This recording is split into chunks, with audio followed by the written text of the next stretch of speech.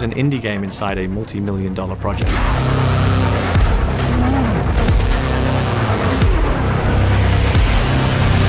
Back in the day, so it was a game called World at War.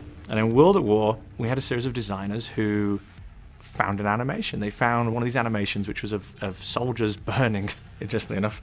And they found it, and the movement was particularly interesting. It was this kind of, but without the sound, right? And hooked it up to our traversal system, which basically does kind of getting over walls and climbing through windows. And then each department over at Treyarch started to kind of give time to this kind of little pet project, so the sound department gave the sound, that thing came along, got hooked up. Character department said, well, I could make you a rotting flesh head, and we could attach that in there. And it kind of came together piece by piece. And I remember the buzz around the studio. And I remember lunch break used to come, and you walk through Treyarch, it's a very it's a big building, and you could just see it on everyone's screens, and there was multiple projects going on in the studio at that time, and you'd see people getting it and playing it, and then very quickly on it was realized it's like, oh crap, we're gonna have to tell Activision about this, because we're making this huge game, a very serious game as well, about historical ideas, and we've gone off and made this kind of zombie mode. And so the guys would come over, one at a time from the executive level at Activision, and play it in this little room. We didn't tell anyone else about it. And they really enjoyed it. But we knew we really had a hit when we started seeing emails coming back from Activision saying things like, I made it to level 4, I made it to level 6. And they started competing with each other. And so it was like, great, awesome. So the deal was that we couldn't talk about it. We weren't going to market it, right? And we'd put it when you completed the campaign, and we'd kind of unlock it at the end. And when it got out there, people loved it so much, got so excited by it, that we actually had to do a title update. We actually had to title update and put it from the end of the campaign, actually put it on the front menu so people could launch it. And people kind of forget now, but that first experience didn't have any voices. There was no overt narrative in it. It was made out of the spare bits, and the fans really kind of embraced it and ran with it.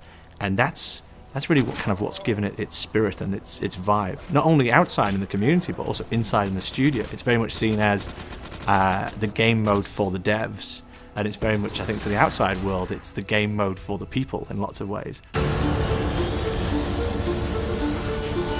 So DLC 1 for World at War was literally from the screaming and the shouting of the community, and from press and other individuals just saying, you gotta give us more. And we never heard anything so loud and so forceful and so verbose in terms of just wanting more. And we're like, okay, we're gonna have to put real resource behind this, rather than like 2-3 guys.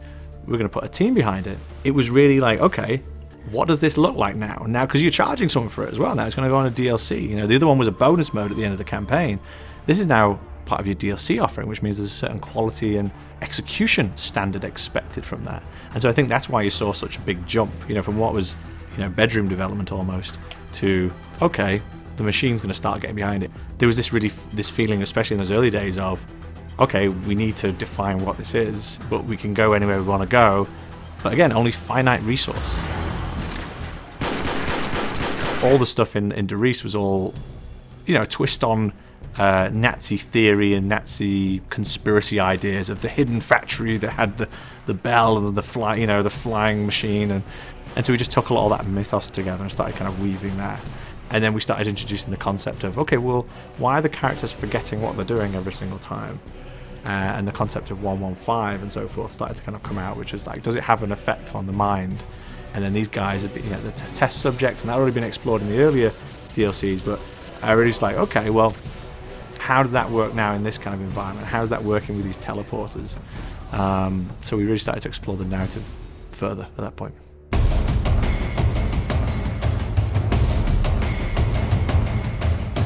Black Ops for us was the beginning of a transition of maturity. It's probably from a studio mentality.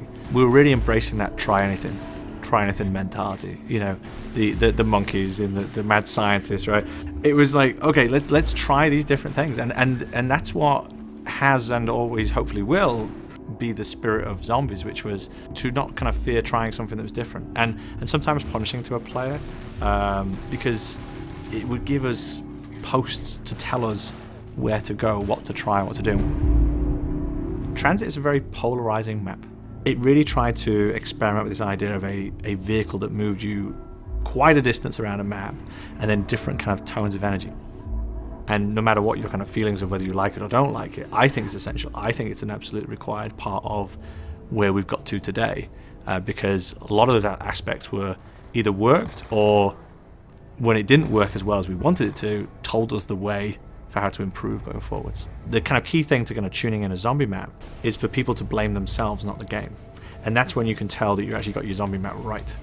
Because we killed you.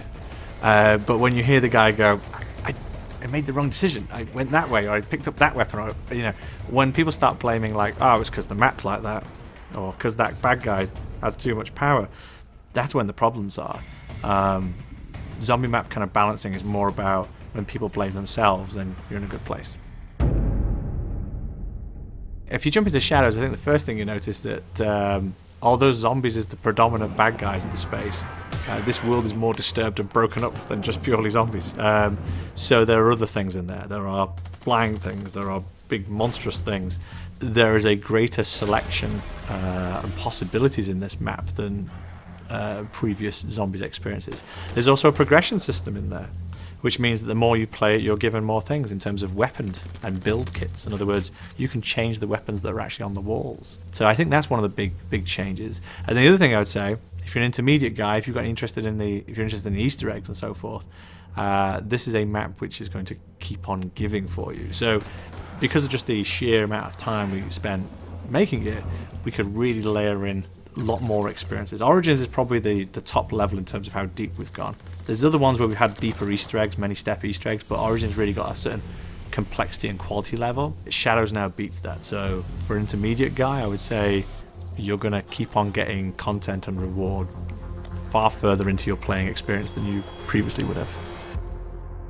When you buy Black Ops 3, when you get that disc, we have used those 3 years. We have used all the resources at our ability to fill that disc up with as much kind of premier AAA content as we possibly can. And there's something for whatever mood you're in, right?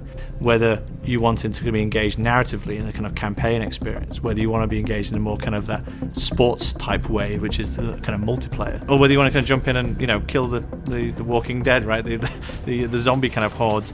And that's part of another offering of the disc, right, which is that it's got a bit for everyone.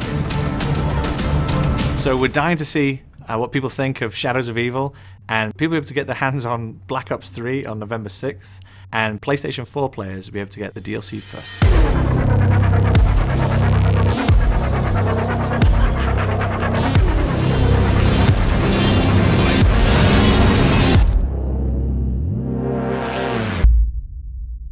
Are there any other surprises in store for players of Shadows of Evil? Yes.